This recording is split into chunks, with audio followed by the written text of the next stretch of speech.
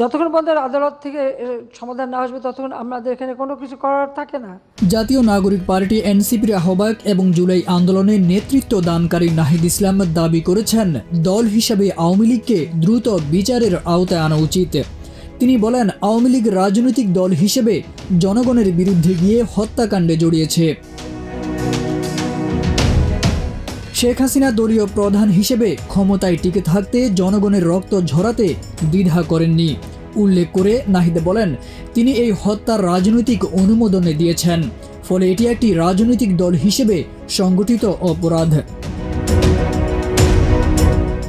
নাহিদ জানান, আন্তর্জাতিক অপরাধ ট্রাইব্যুনাল ইতিমধ্যে প্রাথমিক তথ্য প্রমাণ যাচাই করে মামলার বিচার কার্যক্রম শুরু করেছে।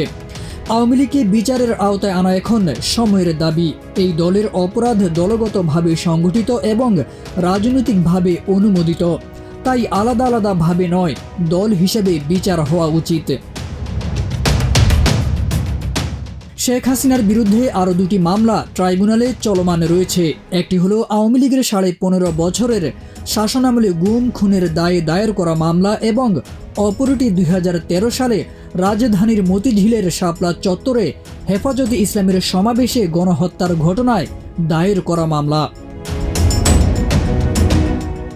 মানবতা বিরোধী অপরাধে অভিযুক্ত ক্ষমতাচ্যুত প্রধানমন্ত্রী শেখ হাসিনা সহ শীর্ষ নেতাদের বিরুদ্ধে চলমান মামলার সাক্ষ্য শেষে 21শে সেপ্টেম্বর তিনি এসব কথা বলেন।